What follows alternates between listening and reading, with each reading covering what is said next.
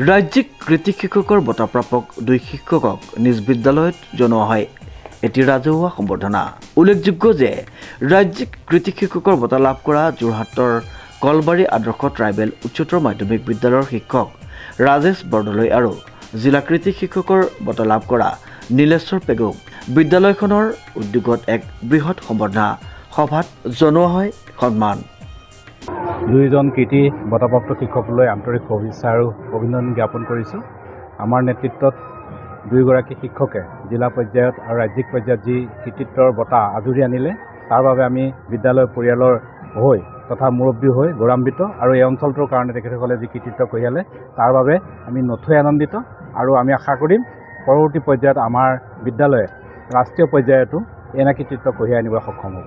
আজি ৰাজহুৱাভাৱে তেখেতক সম্বৰ্ধনা জনোৱা হৈছে। সকলো পিতৃ মাতৃ ছাত্ৰ ছাত্ৰীসকলৰ অভিভাৱকৰ উপস্থিতিত তেখেতলোকক সম্বৰ্ধনা জনোৱা হৈছিলে।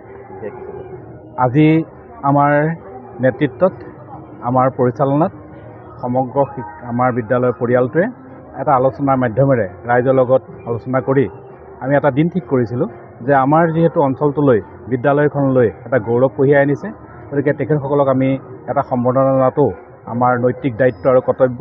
প্ৰধানকৈ বিদ্যালয়খনৰ কাৰণে যিহেতু গৌৰৱ, অঞ্চলটোৰ কাৰণে গৌৰৱ, গতিকে সকলো ৰাইজ তথা SMDC আমাক পাৰ্মিশ্যন দিছিলে আৰু সেই মৰ্মে আমি এই ৰাজহুৱা সভাখন আৰম্ভ কৰিলোঁ আৰু ৰাজহুৱা সভাতে তেখেতসকলক সম্বৰ্ধিত কৰিলোঁ। উল্লেখযোগ্য যে বিদ্যালয়খনৰ প্ৰেক্ষাগৃহত অনুষ্ঠিত এটি বিশেষ অনুষ্ঠানত ছাত্ৰ ছাত্ৰী, অভিভাৱক, শিক্ষানুৰাগী আৰু অঞ্চলৰ গণ্যমান্য ব্যক্তিসকল উপস্থিত থকা পৰিলক্ষিত হয়। বিদ্যালয়খনৰ অধ্যক্ষই সম্বোধন কৰি কয়, 2 শিক্ষকে নিজৰ অধ্যৱসায়, নিষ্ঠা আৰু জ্ঞানৰ পোহৰে বিদ্যালয়খনলৈ গৌৰৱ অনাৰ লগতে সমগ্ৰ অঞ্চলকো উজ্জ্বল কৰিছে। অধ্যক্ষগৰাকীয়ে লগতে মন্তব্য কৰে যে শিক্ষকে যদি সমাজৰ আলোকবাহক তেন্তে এই 2জন কৃতি শিক্ষকেই সেই দায়িত্ব প্ৰমাণ কৰি আগবাঢ়িছে। সম্বৰ্ধনা লাভ কৰি শিক্ষক ৰাজেশ বৰদলৈ আৰু নীলেশ্বৰ পেগুৱে গভীৰ কৃতজ্ঞতা প্ৰকাশ কৰে। 2গৰাকী শিক্ষকৰ মতে এই বঁটা শুধুমাত্ৰ ব্যক্তিগত সাফল্য নহয়, ই বিদ্যালয় আৰু শিক্ষাৰ্থীসকলৰ সাফল্য।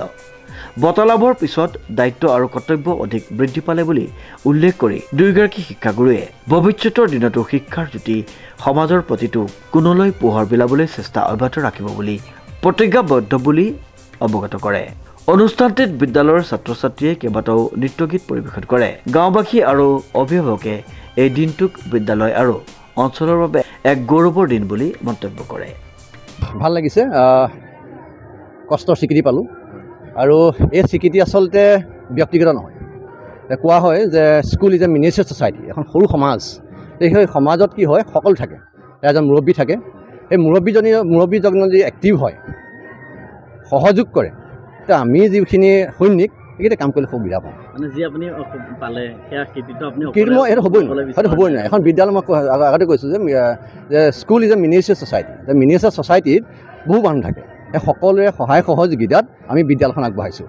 আজি ভাল লাগিছে কি যে 2015 চনত মই বিদ্যালয় জইন কৰিছিলোঁ, এই বিদ্যালয়ত মই অংশগ্ৰহণ কৰিছিলোঁ আৰু তাৰপিছৰ পৰা নিৰবিচ্ছিন্নভাৱে আমাৰ অধ্যক্ষ সন্মানীয় ৰাজীৱ কুমাৰ বৰুৱা ছাৰৰ নেতৃত্বত এইখন বিদ্যালয় আগবাঢ়ি গৈছে। যোৰহাটত নহয়, অসমত জিলিকি পৰিছে। হয়, তাত মোৰ নামটো আছে, কিন্তু মোৰ নামৰ পিছত বিদ্যালয়খনৰ অধ্যক্ষ, বিদ্যালয়খনৰ শিক্ষক শিক্ষয়িত্ৰী, ৰাইজ আৰু ছাত্ৰ ছাত্ৰী সকলো আছে। আৰু গৌৰৱৰ কথাটো এইটোৱেই যে মই ভাবোঁ মই যদি আদৰ্শ ট্ৰাইবেল উচ্চতৰ মাধ্যমিক বিদ্যালয়ত নাথাকিলোহেঁতেন মই কিন্তু এই পুৰস্কাৰ পাবলৈ সক্ষম নহ'লহেঁতেন। কাৰণ এই বিদ্যালয়ত সকলোৰে অংশগ্ৰহণ, সকলোৰে সহায় সহযোগিতা আছে আৰু তাৰ বাবে মোৰ নামটো হয় আগবাঢ়িছে, কিন্তু তাৰ লগতে বিদ্যালয়খন, তাৰ লগতে অঞ্চলটো, তাৰ লগতে মোৰ পৰিয়ালবৰ্গক যে মই আগবঢ়াব পাৰিছোঁ তাৰ মই যথেষ্ট ধন্য। ভাল লাগিছে, আমাৰ শিক্ষক ছাত্ৰ ছাত্ৰীৰ লগতে আমাৰো এই অঞ্চলটোলৈ আমাৰ নামত সফলতা বুলি কৈছে, কিন্তু এইটো মোৰ ব্যক্তিগত সফলতা নহয়। আমাৰ এই বিদ্যালয় পৰিয়ালৰ নেতৃত্বত আমাৰ অধ্যক্ষ মহোদয় আঁৰত আছে আৰু ছাত্ৰ ছাত্ৰীসকল আছে, শিক্ষকসকল আছে, অভিভাৱকসকল আছে। কাৰণ অকলে যিখিনি গুণ আয়ত্ব কৰোঁ এইটোৰে কৃতি শিক্ষক পাব নোৱাৰে। কাৰণ মই এতিয়া অনুভৱ কৰিছোঁ বা অভিজ্ঞতাৰ পৰা কৈছোঁ যে এই সফলতাৰ আঁৰত প্ৰথমতে লাগিব আমাৰ শিক্ষকসকলক, তাৰ পাছতে ছাত্ৰ ছাত্ৰী লাগিব, অভিভাৱকসকলক লাগিব। তেওঁলোকৰ সফলতাৰ পাছতে আমাৰ সফলতাটো নিৰ্ভৰ কৰে। গতিকে আমাৰ অঞ্চলৰ এনে পিছপৰা অঞ্চলৰ আমি শিক্ষক আৰু ছাত্ৰ হিচাপে, আমি প্ৰাক্তন ছাত্ৰ হিচাপে এই বিদ্যালয়খনৰ মই প্ৰাক্তন ছাত্ৰও হয় আৰু এইখন বিদ্যালয়ৰে আমি এতিয়া সফলতা আৰু শিক্ষকৰ নাম লৈ পেলাই সফলতা অৰ্জন কৰিছোঁ। তাৰ বাবে মই আপ্লুত হৈছোঁ।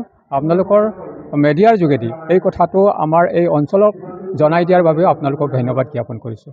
গতিকে আমাৰ সফলতাত সকলো জড়িত হৈ আছে আমাৰ শিক্ষা বিভাগ, তাৰ আঁৰত আছে অধ্যক্ষ মহোদয়ৰ নেতৃত্ব পৰামৰ্শত এই সফলতা আজি এনেকুৱা ৰূপ লৈছে। অনুপম বৰাৰ ৰিপৰ্ট, নিউজ নাও।